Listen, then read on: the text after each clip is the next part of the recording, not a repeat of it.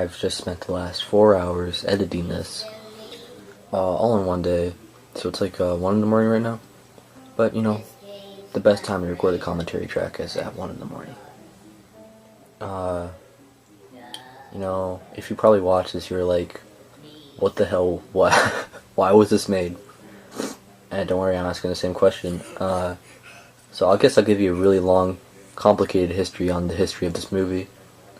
Muggyhead / Anakin came up with this concept of having the sequel set in space a year ago, 2021, because originally I wanted the Pimps to be in the 2021 Monkey Film Festival, but it had to be space related, so I just kind of skipped out on it. But he said Pimps in Space, and I was like, oh yeah. So I was gonna give him creative control of that one. But after Pimp released, I had some ideas for it, and you know, the idea of Pimps in space, it's already absurd. So I thought we could go as absurd as possible. So unfortunately, Anakin's version of the movie didn't happen.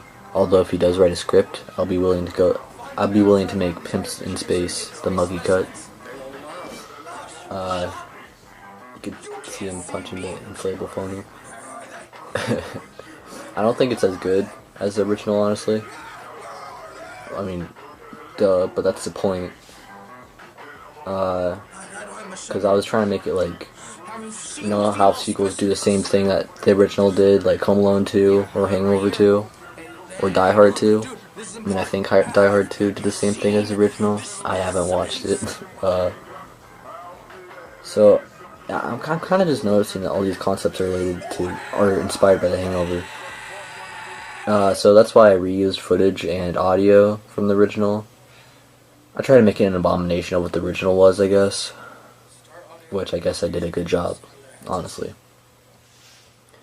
When writing this, I had no idea how I came with the idea where everyone talks like they're an 18,000 Englishmen.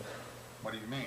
But I was just trying to make it what people in space would sound like, and this just sounded stupid and funny, that they would use such really weird terminology. And yeah, also the costumes, they were really fun too. I went as absurd as possible, like with the pimp and the wires all around the body, and the antenna and the hat. But I don't think you could really see both of those things in the finished version, so the costumes weren't as good as they could have been. Also, the pimp was supposed to have you know, like those light up LED things in your mouth. That's just like, he was supposed to have that, but he just couldn't speak in it, so we just didn't use it. And the wires, you can't really see it. So I don't know. I didn't really like the suit, honestly. It wasn't as spacey as it could have been. Also, speaking of Ignacio's suit, he was supposed to be painted green, or not painted green because we're doing green screen. Painted like orange or red or something. But I didn't have face paint, and I just wanted to make the movie, so we just went ahead anyways. And also, we were supposed to get we were supposed to get Ignacio's hat, but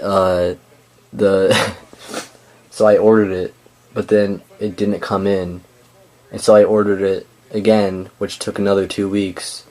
This is like early October, and so I ordered it, and it came in like near Halloween, like a day before Halloween, and it was just a tiny little hat. I didn't even know, and I'll show a picture on screen.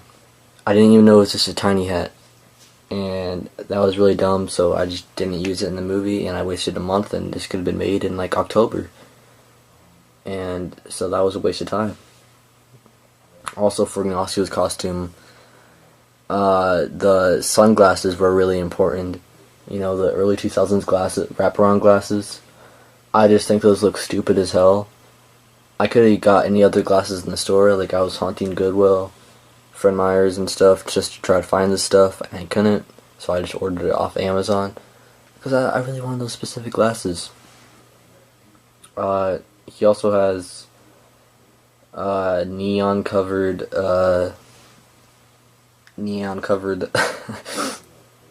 construction gear suit, this movie. And he also has a really nasally white dude voice. I guess Space Ignacia is really different from Street Ignacia. I guess that's their canon names. Because Street Ignacia, he just talks in he just says "cuh" and stuff a lot. From what I observed in his 1-minute scene in the original. Also the Steve Gomez cameo at the ending. We're really using that Steve Gomez cameo to its fullest. I put Cyclops on him, and I deeply saturated the video.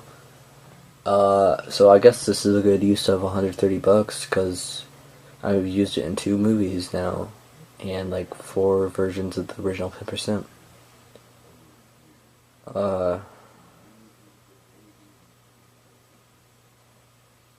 Yeah, the budget for this one was 80 or so bucks, which is, yeah, I don't know if it was worth it, honestly, because you can't even tell all the stuff we have on.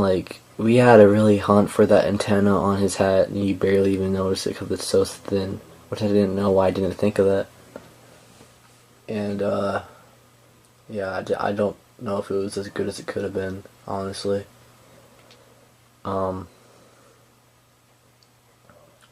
But yeah, this is I think this is gonna be the last live action short film movie thing I make for a while, because I don't really have much on my agenda after this, besides a movie called James and Bazzini on the Run, which I've been stalling for 2 years. I have really good ideas for that one, I think. Actual serious writing, kind of. It's not really serious, cause it's just really dumb, but I do have ideas for the 3rd Pimp movie. I only know the ending and the setting, kind of. I don't know, it's not enough to carry a whole movie yet, and I think it kind of just deviates from the rest of the series a bit too much, and I don't like that. When the 2 movies are really similar and the 3rd one's just completely different. Ending a trilogy is hard, and sometimes you gotta really make it good.